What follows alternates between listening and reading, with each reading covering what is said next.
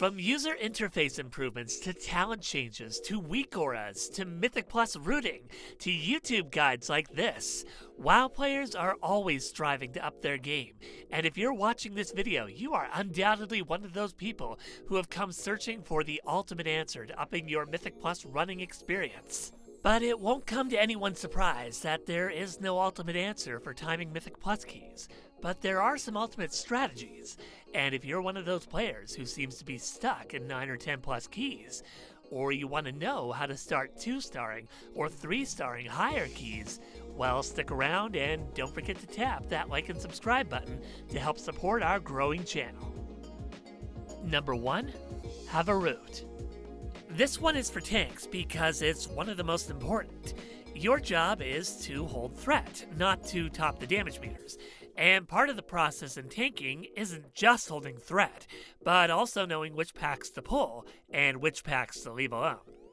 The layout of the dungeon generally shows you which groups to pull in sequence, but each tank is going to have their own route that differs slightly from one player to another. This can include skipping high-risk groups that might also put you over percentage, or using potions or shroud to skip areas entirely. It's unrealistic to think that every tank will play the same route with all the same pulls. What's good practice though is to use an add-on like Mythic Dungeon Tools in combination with a website like keystone.guru to see what other players are familiar with, then practice the pathing of that route until you have it memorized. An add-on like Mythic Dungeon Tools can also be shared with your group, meaning if the key belongs to another player, you can share the route with all the players in your party so that everyone is on board with what you're doing. Whichever tool you use to plan your routes, the best players will always know the layout of the dungeon. They know exactly what abilities to be mindful of within each group. They can use planning tools to visualize multiple group pulls and chain pulling. They can also adapt when other players unintentionally pull surrounding enemies, not part of the tank's route. Within your route, you're going to want to establish which pulls are single pulls and which pulls combine multiple groups. You can break the key if you're pulling too much, but you can also break the key if you're pulling too little. When you're strategizing your route, you want to be very mindful of enemies with high HP, strong offensive abilities, and tank busters, and know that if you plan to pull more than one of these, that players better have their strongest offensive and defensive abilities off cooldown. Now, strategizing these pulls is great on paper, but you need to be adaptable when putting it to the test, since each group composition will have a vastly different playstyle. You may have damage dealers that aren't interrupting, healers that are struggling on larger pulls, and niche scenarios where you have to blow your defensives early to survive. Number 2. Know your pulls. Going into a dungeon without understanding what's happening in each pull is a great way to break a key.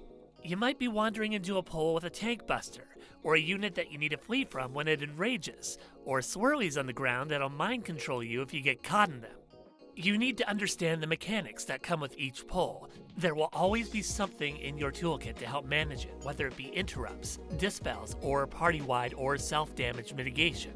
This extends beyond bosses. It applies to trash mobs as well. There is no, well, I know 90% of this dungeon, I can figure out the rest. If you want to push yourself higher, then you need that remaining 10%. There is an extent to what others in the group will do to help you survive, as Mythic Plus is unquestionably a group dynamic. But the question you also need to be asking yourself is, what can I do on the next pull to help myself and my group? You should never be entirely reliant on others. The entire party should also be aware of which abilities require an interrupt priority, since these can quickly one-shot damage dealers and healers. For tanks, if one of your pulls has a tank buster and you aren't mitigating the damage, you're likely going to be taking a 70% damage hit. Bosses like Edna in the Stone Vault have a tank buster so significant, they require a timed dispel from the healer on top of tank defensives to survive. Incorporating multiple groups into a single pull can also be a recipe for disaster if you're not prepared. If you just finished one big pull and you're immediately launching into another big pull, well, you're not going to have any defensives on hand, and it's likely others won't either. Scenarios like this can quickly overwhelm your party, so try getting into the mindset of visualizing the pull coming up during the run and ensuring you have the necessary abilities ready to manage that group effectively. Enemies may also have abilities that require specific tank positioning. For example, Black Edge in the Dawnbreaker will always target the tank, and constantly pointing these at other players in your party is a surefire way to one-shot them. Some enemies like the Marauders in Necrotic Wake also have a cleave, and if you're standing in front with your best bud the tank, well, you won't be standing there very long. Number 3. Know your class.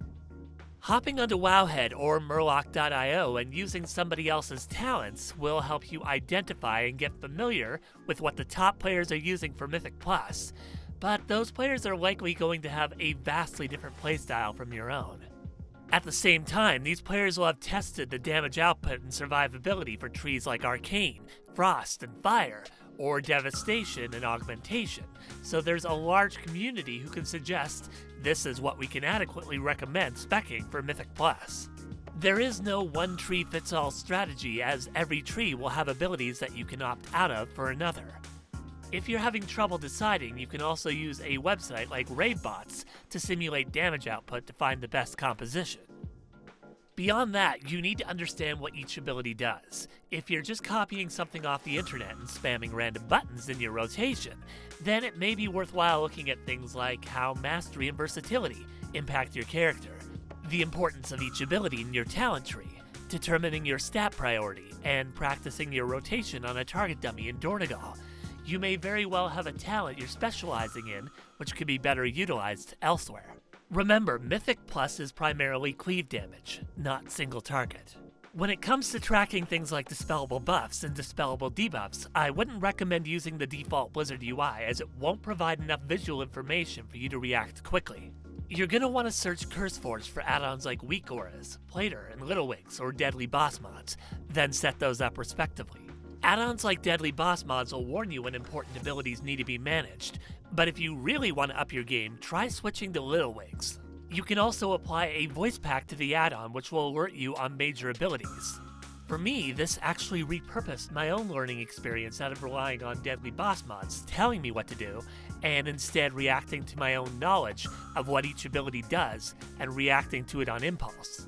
Wago.io is another popular resource for tuning things like your Plater interface or Weak Auras. If you're not familiar with Weak Auras, this add-on lets you provide better automation for tracking abilities like, for example, player and enemy buffs, or debuffs, or interrupts. In fact, the yellow and green brackets you see around my character has been set up with a Weak Aura to show when Immolation Aura and Demon Spikes are active. Setting up a Weak Aura can also help you with tracking important abilities so that they aren't overlapping from other players in the group. You're not going to time every key, but taking these strategies with you into your next Mythic Plus run is going to lead to stronger results. If you've made it this far, I hope you found this information helpful. Let me know what strategies you have for timing Mythic Plus keys in the comments below, and share this guide with anyone who might benefit from it. Until next time.